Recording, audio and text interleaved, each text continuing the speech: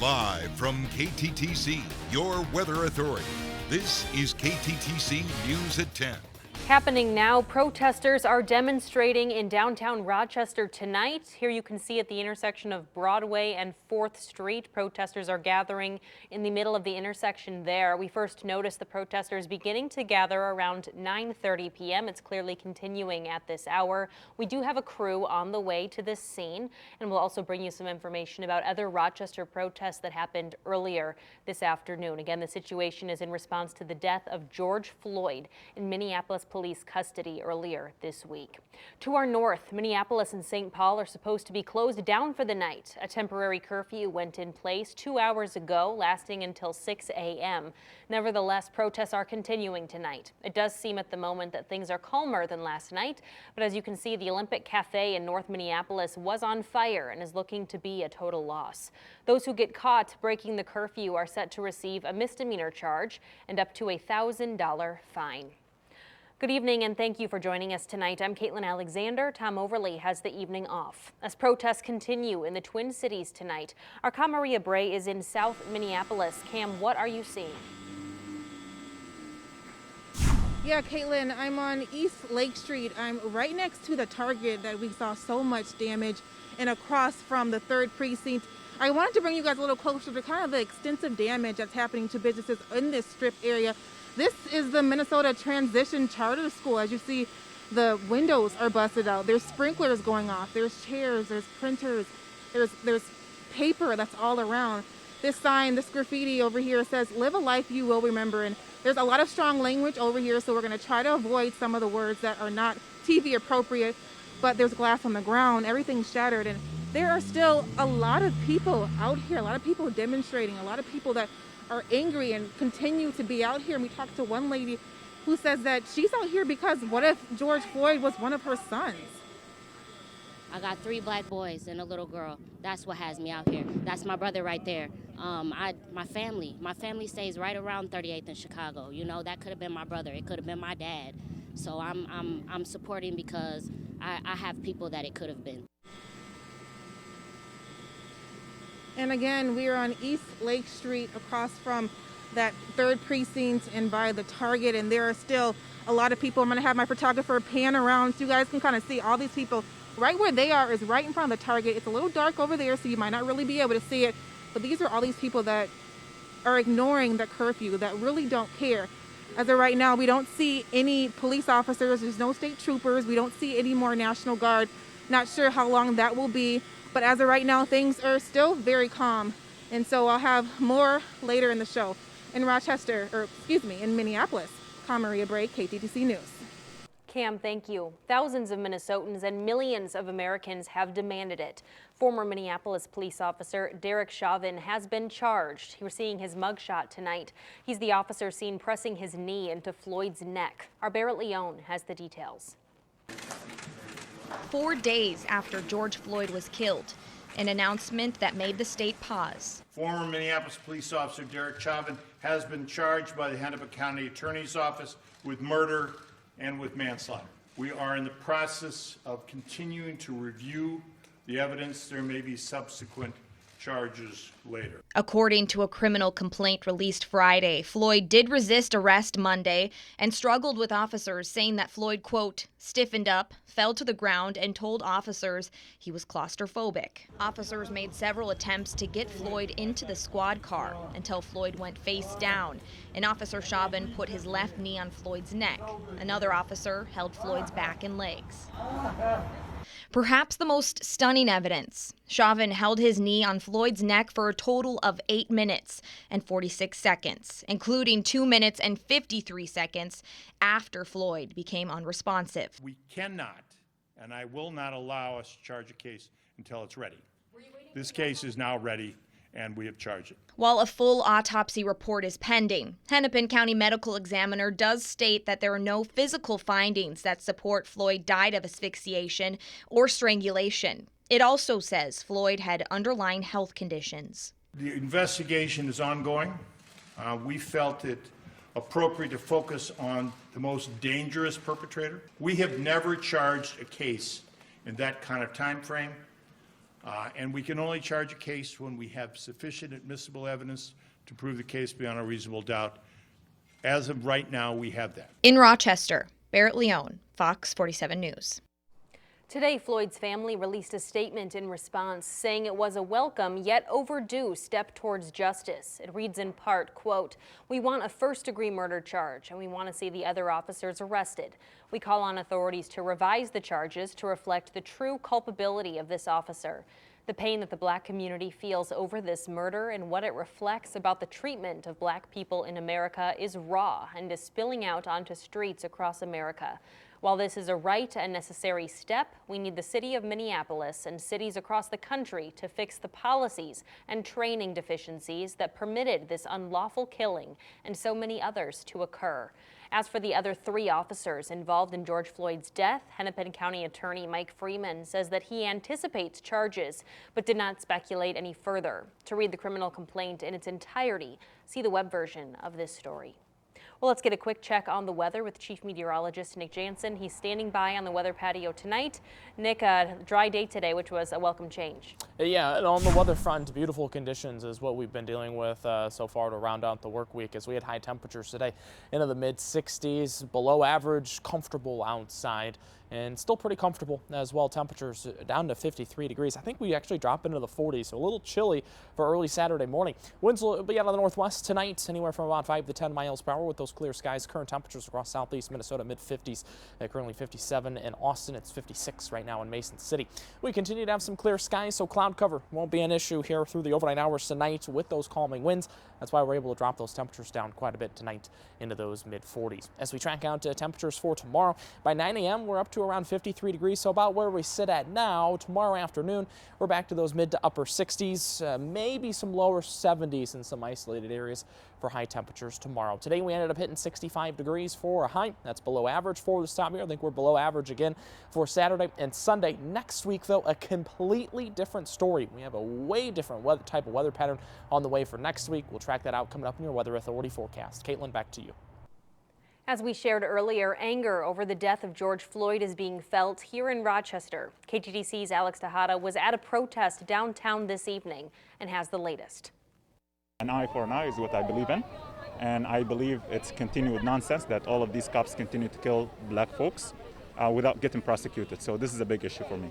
And most people at Friday's protest shared this feeling. You know, everyone has these stereotypes in their heads, and that needs to be eliminated when it comes to the justice system. They began marching from Soldiers Field Park and ended up at the Government Center. This is something that happened in Rochester. It's really, you can't think that it wouldn't happen here, because I didn't think it was going to happen in the cities. Led by a police escort, the crowd chanted for social change, but in a peaceful manner. No violence involved. We don't want nobody else dying, nobody, throwing stuff, no fighting, no nothing. Just making a change with words. However, Rochester is home to a lot of diversity. One protester enjoys life in the Med City, but says he remembers discrimination when he arrived in the United States. Nevertheless, it's very hard. When you go back and look at how newcomers are treated, immigrants, those who are considered illegal aliens, all these folks, they have it way more difficult. There's not much support for them. African Americans in Rochester also feel that discrimination, including from police officers. Like, most of us didn't even know George Floyd. Most of us feel sick to our stomach, cried for him, because we know what it's like, They just want change. Everybody to be seen as equal. Really, that's practically it. What do you think needs to change in Rochester, in Minnesota? Man, everything need to change. Life period need to change. They need prayer. Please change Minnesota, please.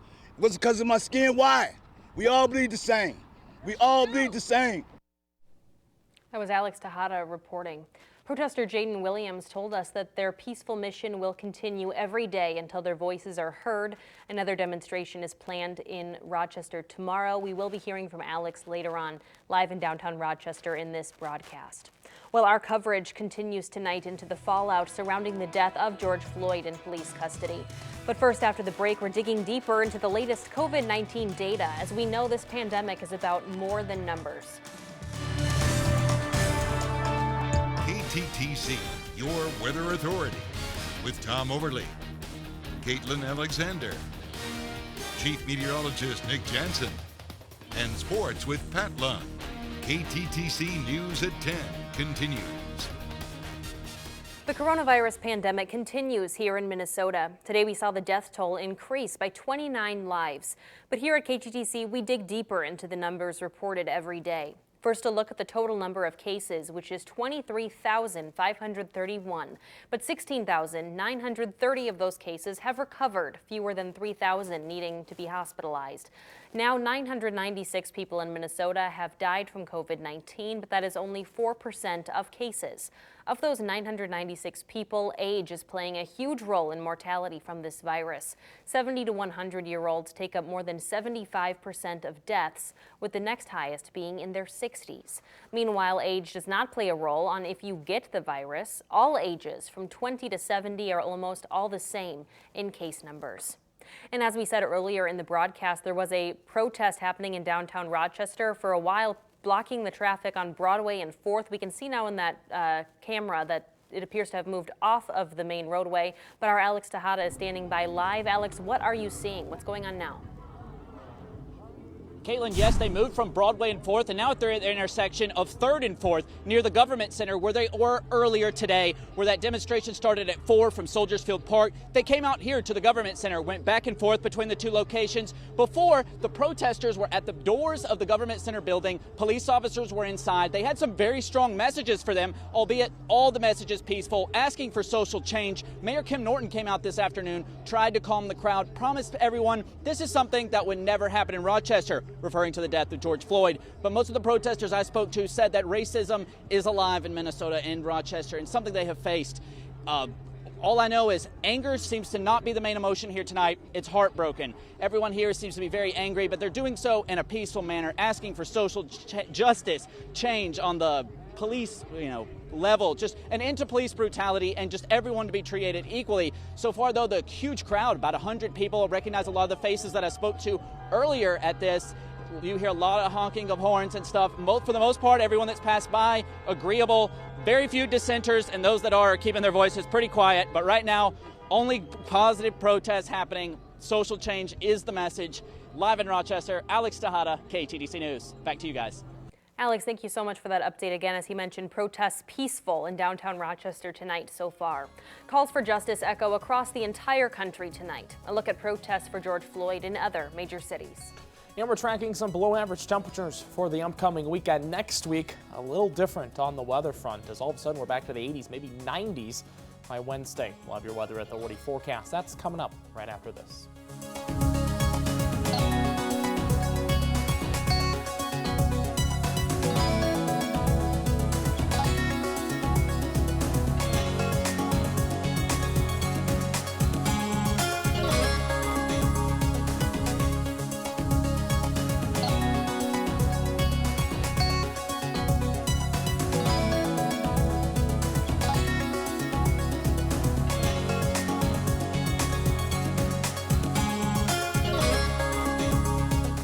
As we know, the Twin Cities have been in chaos for days, protesting George Floyd's death, but tonight the call for justice is nationwide. Here's Washington, D.C., where the White House is on lockdown. This comes after the president tweeted a very controversial tweet late last night, saying that the federal government will assume control when necessary, but, quote, when the looting starts, the shooting starts, end quote. And in an escalation in the president's fight with Twitter, the company placed a notice on that tweet saying it violated Twitter's rules on glorifying violence. Demonstrators are assembling in Atlanta over the recent deaths of 3 African Americans. Hundreds of people marched 2.5 miles from Olympic Centennial Park through downtown to the state Capitol building. This demonstration had a slightly broader message and scope. It was dedicated to the recent killings of Ahmaud Arbery, George Floyd, and Breonna Taylor, 3 African Americans killed by white law enforcement or white individuals. The protest was mostly peaceful, we're hearing, but the message was certainly strong. And protests have been going on all week in Los Angeles as well, some becoming violent. We saw a few days ago a mob on the interstate attack a police vehicle after one protester tried to hang off of it and was injured. Officers lined up outside the downtown building while demonstrators held signs, chanted, and even shouted expletives directed at police. but overall they remained peaceful. Demonstrators gathered in locations across New York City for a second straight day to protest the death of Floyd.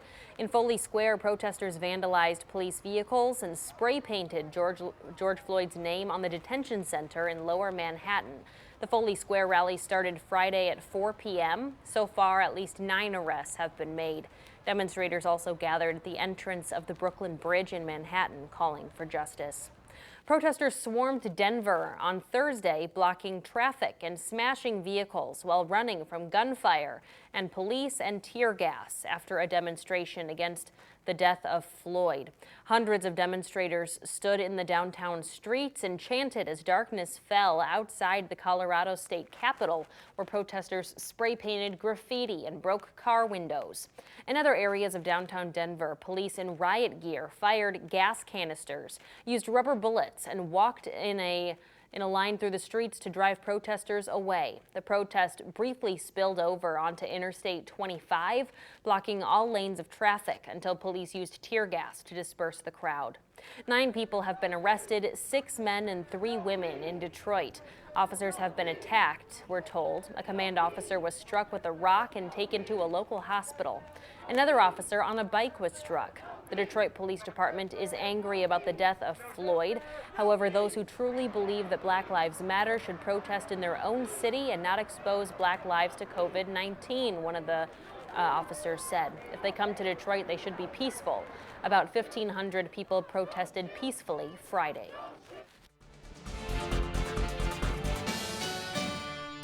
We had some pretty nice conditions so far here in southeast Minnesota through the afternoon and evening tonight. On the weather front, we'll take a look outside currently on our Lucinato live camera as we have temperatures continuing to be in the lower 50s. So a little chilly for late May here as we start to head towards June. We'll have below average temperatures on the way through the next several days. It's 53 degrees outside in Rochester. It's currently 57 in Plainview and still in the 60s in La Crosse. 55 in Osage. As we look at future track radar, clear skies continue tonight. We do have a little cloud cover off to our west. I think we have some partly cloudy skies filter in a little bit for tomorrow, but overall we'll have a fairly comfortable day. Our weather pattern through the weekend. Most of us in the upper Midwest will be 60s and 70s, so very comfortable spring-like conditions on the way for this weekend. Next week, a little different. We have a summer-like pattern coming in. All of a sudden, notice the reds, the oranges indicating 80s, potentially even 90s in some isolated areas in the upper Midwest. Summer-like conditions will be back quicker than you know it, as right into Tuesday, Wednesday, we're right back into those upper 80s and maybe those lower 90s. Tonight, pretty quiet conditions. Eventually, we'll filter in some cloud cover for tomorrow. Places like Albert Lee, Mason City, Algona, Fairmont, potentially overcast conditions there at times during the early afternoon. I think we end up seeing some sunshine all across southeast Minnesota by the evening hours. Notice, though, only 62 degrees by 6 p.m., so about a repeat of what we had today. As we move towards Sunday morning, temperatures all the way down into the lower 40s. Future Track even had a couple upper 30s there for overnight lows into early Sunday morning. And a little bit warmer Sunday. I think temperatures will be upper 60s, lower 70s. Eventually, we bring in some cloud cover, potentially some isolated showers late Sunday, mainly after midnight into early Monday morning. Tonight, we're at 49 degrees for the overnight low. We're mostly clear tonight. A cool and quiet one this evening. This weekend, absolutely gorgeous before the heat and humidity returns for the early portion of the week next week. 66 for the high Saturday, 71 coming up on Sunday. Here's a look at your 7-day forecast. Temperatures will be fairly up and down, so mild conditions for the weekend. And then as we head towards next week, we're back to those upper 80s by Tuesday. Caitlin? Okay, Nick, thank you. Later in sports, Mark has an update on which athlete is supposedly cashing the biggest paychecks. But first, we want to bring you back to Minneapolis, where protests continue tonight despite a curfew.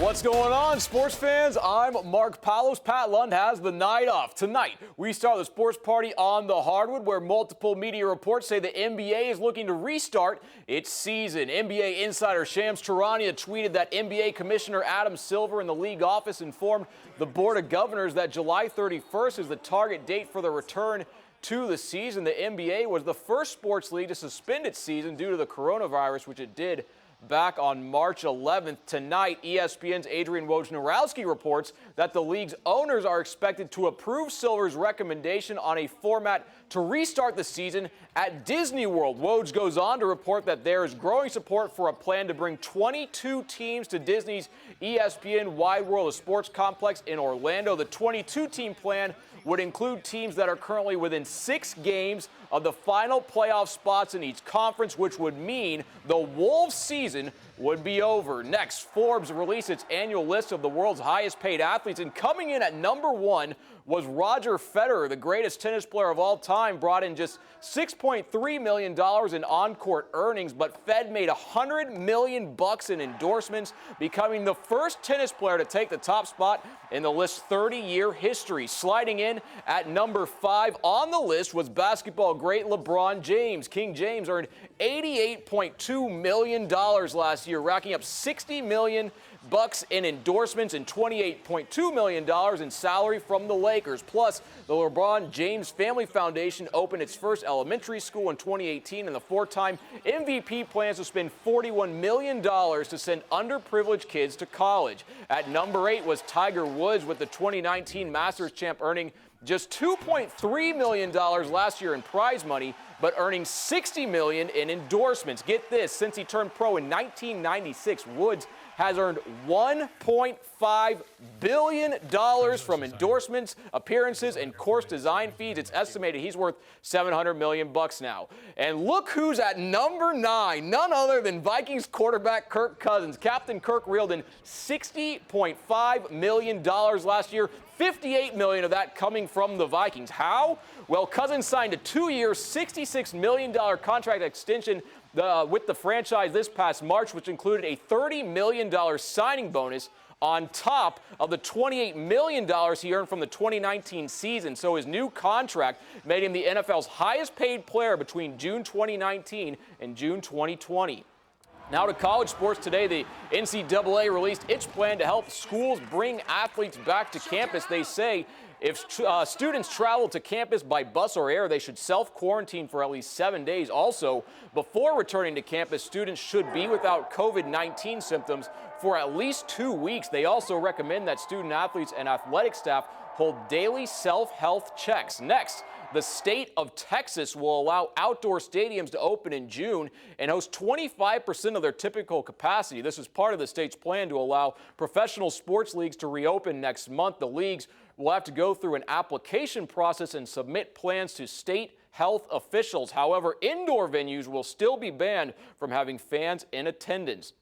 To baseball, ESPN's Jeff Passan reports the Twins are committed to paying their minor league players their $400 per week stipend and their full benefits through August 31st, which is typically when the minor league season ends and major league rosters expand with September call-ups. They also will not cut any players, so all players in the organization will be paid through the end of the season. Now to hockey. With the postseason schedule in place, the NHL has begun to hand out its regular season awards, and this year's Rocket Richard Trophy goes to both the Capitals' Alex Ovechkin and the Bruins' David Pastrnak. Both led the league with 48 goals this regular season, with Ovechkin capturing a share of his league record 9th scoring title. And lastly, hockey fans are going to like this one. The University of Alabama Huntsville's D1 hockey team has been saved. The team needed to raise $1 million, and they did that in 5 days thanks to $500,000 from a GoFundMe and t-shirt sales, as well as $500,000 from the school and private donors. So the Chargers live to play on for at least one more year. And that's a look at sports on this Friday night. We'll be back after this. Today was a special day for Rochester high school seniors. Instead of the normal high school graduation ceremony, 2020 seniors here in Rochester got a drive-through celebration. Students could choose to get their diploma handed to them by their principal, who was wearing a mask, or choose a contact-free option of just picking up their diploma. So a very heartfelt congratulations to all of our 2020 seniors. We're sorry it's not the traditional celebration, but we're happy to celebrate with you virtually on this newscast tonight. And for the latest from overnight, stay with KTTC.com. Have a safe and pleasant weekend. We'll see you on Monday.